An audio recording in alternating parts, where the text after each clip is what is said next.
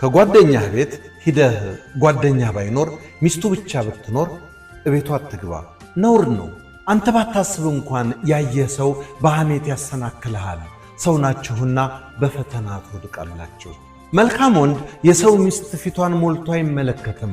ሞልቶ ከተመለከታት በዝሙት መንገድ እየሄደ ነው። መልካም ወንድ በጨዋታ ከሴት ጋር አይላፋም። ይህን ካደረገ ክብሩ ከጫማው በታች ይወርዳል። መልካም ወንድ ሰው በማይጠራጠረው መልኩ ከሴት ጋር አይቀራረብም። ልክና ለከት በሌለው ግንኙነት ተሰናክለው ራሳቸውን ያዋረዱ ብዙ መንፈሳዊ ሰዎች አሉ። የጓደኞቻቸው ሚስት ወይም ባል እያማገጡ ሕሊናቸው እንደ ጦር የሚወጋቸው እየኖሩ ያሉ በርካታ ናቸው። የዝሙት ፈተናን ለማለፍ ሸሽተህ አምልጥ። እንደ አባታችን ዮሴፍ እጋፈጠዋለሁ ካልክ ትወድቃለህ። ረጅም መንገድ ከማታውቀው ተቃራኒ ጾታ ጋር ተቀምጠህ አትጓዝ። መቀራረብ፣ መተዋወቅ፣ መዋደድ፣ ከመዋደድ መፈቃቀር ዝሙት ወልዶ ከልዑል እግዚአብሔር ደጅ ያስወጣሃል ወይም ያስወጣሻል።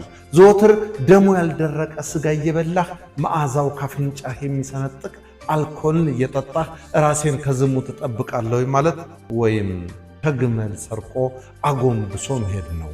ሴት ልጅ ባፍ ቆንጆ ነሽ አምሮብሻል ብለህ ተክለ ሰውነቷን ስታደንቅ ባንደበትህ እየዘሞትክ ነው። በየመንገዱ ልዑል እግዚአብሔር ያሳመራቸው ይሁን በቀለም አምሮ ብታገኛቸው ዓይንህ ከሷ ላይ ቶሎ ካልነቀል በዓይንህ እየዘሞትክ ነው።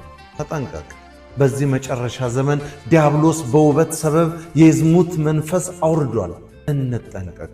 የሰራዊት ጌታ ከዝሙት ያርቀን። ምንጊዜም ቢሆን ፈሪሃ እግዚአብሔር ይኑረን።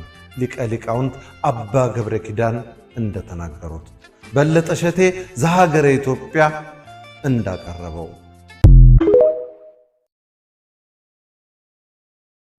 ፊፋ የ2026 የዓለም ዋንጫ ባነሩን ሲሰራ ሮናልዶን አስወጥቷል ማለት ነውና ይሄ ነው ፎቶ። አልገባኝም። ሮናልዶ ዋይት ሃውስ ላይ ጠፍቷችሁ ነው ፎቶ?